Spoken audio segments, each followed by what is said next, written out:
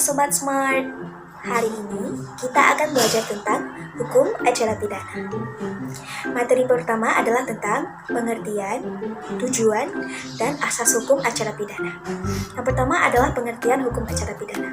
Secara istilah, hukum acara pidana adalah himpunan ketentuan-ketentuan tentang tata cara dalam menyidik, mengusut, menuntut, dan mengadili orang yang dianggap melanggar ketentuan dalam hukum pidana. Sedangkan menurut R. Suhadi, hukum acara pidana adalah hukum yang mengatur bagaimana cara melaksanakan hukum pidana dimulai dengan timbulnya persangkaan sampai dengan pelaksanaan putusan.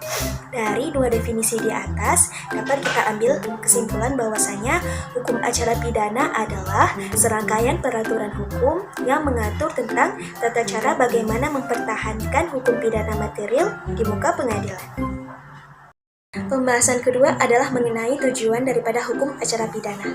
Menurut pedoman penjelasan Kitab Undang-Undang Hukum Acara Pidana, bahwasannya tujuannya adalah untuk mencari dan mendapatkan atau setidak-tidaknya mendekati kebenaran material dalam penyelesaian masalah. Kebenaran material di sini maksudnya adalah kebenaran yang selengkap-lengkapnya dari suatu perkara pidana dengan menerapkan ketentuan hukum acara pidana secara jujur dan tetap. Dengan cara mencari pelaku yang didakwakan untuk selanjutnya meminta pemeriksaan dan pengadilan hingga akhirnya terbukti bersalah atau tidak. Dalam mencari kebenaran material dibutuhkan 5 disiplin ilmu. Yang pertama adalah ilmu logika, ilmu psikologi, ilmu kriminalistik, ilmu psikiatri, dan ilmu kriminologi. 5 disiplin ilmu ini dibutuhkan supaya tidak keliru dalam memidanakan orang lain. Selanjutnya, pembahasan ketiga adalah tentang asas hukum acara pidana. Menurut ketentuan Undang-Undang Nomor 48 Tahun 2009 tentang Kekuasaan Kehakiman dan Undang-Undang Nomor 8 Tahun 1981 tentang Kitab Undang-Undang Hukum Acara Pidana, bahwasanya asas-asas hukum acara pidana adalah sebagai berikut. Yang pertama, asas praduga tidak bersalah kepada setiap orang yang dihadapan muka pidana sampai dengan adanya putusan. Yang kedua adalah asas perlakuan sama terhadap diri setiap orang di muka hukum. Asas ketiga adalah asas penangkapan, penahanan, penggeledahan, dan penyitaan. Asas keempat adalah asas kepada seseorang yang ditangkap, ditahan, dituntut, atau diadili apabila tanpa alasan, maka wajib diberi ganti kerugian dan rehabilitasi sejak tingkat penyidikan. Asas kelima adalah asas di mana pengadilan dilakukan secara cepat, sederhana, dan biaya ringan. Asas keenam adalah memeriksa perkara pidana dengan hadirnya terdakwa. Asas ketujuh adalah asas oportunitas oleh jaksa penuntut umum. Asas kedelapan adalah asas pengadilan dibuka untuk umum jika dimungkinkan. Asas kesembilan adalah asas di mana setiap terdakwa berhak untuk mendapatkan bimbingan hukum. Asas ke-10 adalah asas pemeriksaan hakim secara langsung dan lisan. Dan asas yang terakhir adalah asas pelaksanaan putusan pengadilan oleh jaksa penuntut umum. Materi kedua adalah tentang sejarah singkat hukum acara pidana. Hukum acara pidana berlaku di Indonesia sejak berlakunya Reglamen Bumi Putra yang berisikan hukum acara perdata dan hukum acara pidana di muka pengadilan Landrat bagi golongan pribumi dan timur asing. Reglamen Bumi Putra selanjutnya diperbaharui sehingga namanya berubah menjadi Reglamen Bumi Putra yang diperbaharui.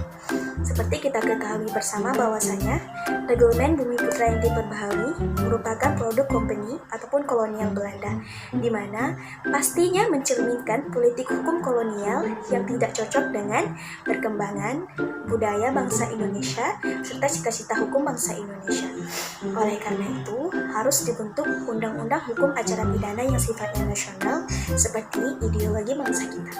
Hingga akhirnya diciptakanlah Kitab Undang-Undang Hukum Acara Pidana yang disahkan pada sidang paripurna DPR pada tanggal 31 September 1981 dan disahkan kembali oleh Presiden pada tanggal 31 Desember 1981. Di dalam KUHP juga memuat hak dan kewajiban dari mereka yang tersangkut di dalam pidana serta memuat hal-hal sebagai berikut.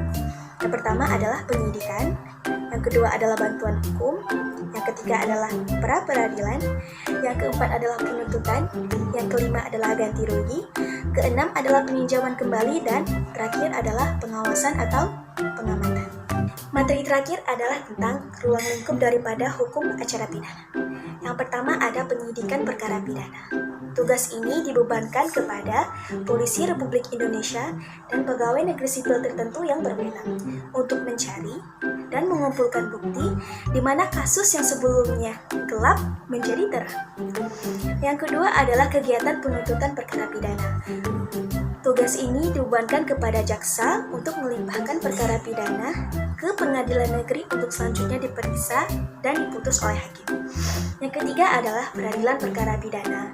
Tugas ini dibebankan kepada pengadilan untuk memeriksa dan memutus perkara pidana. Dan yang terakhir adalah pelaksanaan keputusan hakim atau eksekusi. Tugas ini dibebankan kepada kejaksaan untuk menyelenggarakan agar supaya segala keputusan hakim dapat terlaksana. Misalnya, jika berisi pembebasan, maka terdakwa harus dibebaskan, dan sebaliknya apabila berisi tentang pemidanaan, maka terdakwa harus dipidanakan.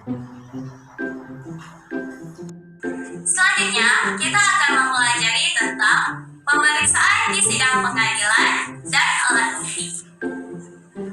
Pemeriksaan di sidang pengadilan bertujuan untuk menguji dan meneliti apakah suatu tindak pidana benar-benar terjadi dan apakah bukti yang diajukan sudah sah atau tidak, dan apakah pasal yang dilanggar dalam KUHP sudah sesuai dengan perumusannya dengan tindak pidana tersebut. Dalam sidang pemeriksaan ini, terdakwa sudah ditetapkan sebagai subjek, yang artinya di sini terdakwa sudah mempunyai kedudukan yang sederajat dengan penuntut umum.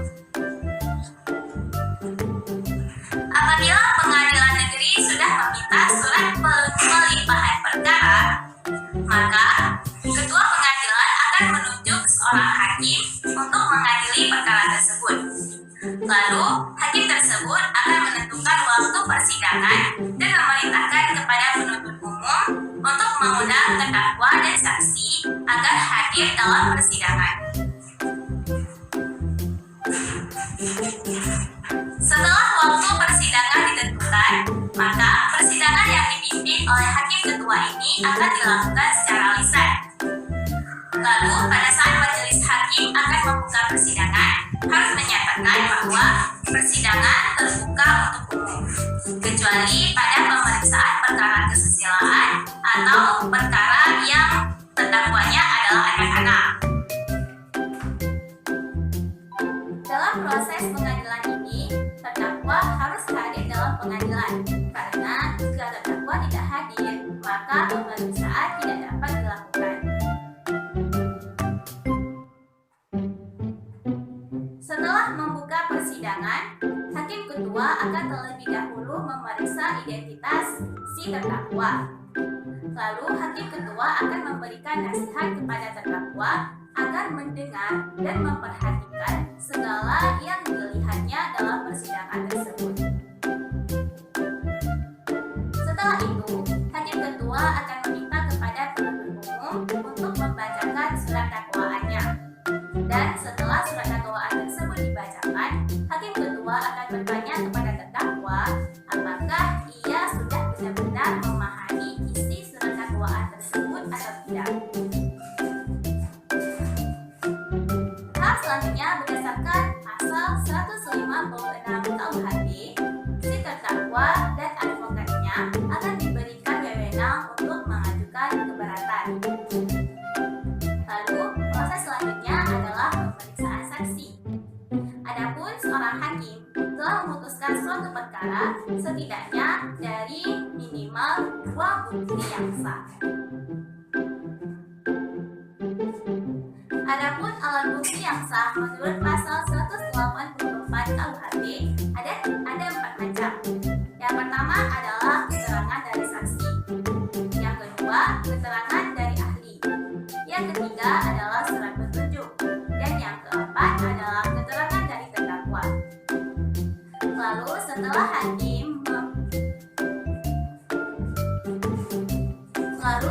hakim meyakini tentang kebenaran perkara tersebut, maka sang hakim ketua akan menentukan hukuman apa yang akan diberikan atau yang akan dijatuhkan.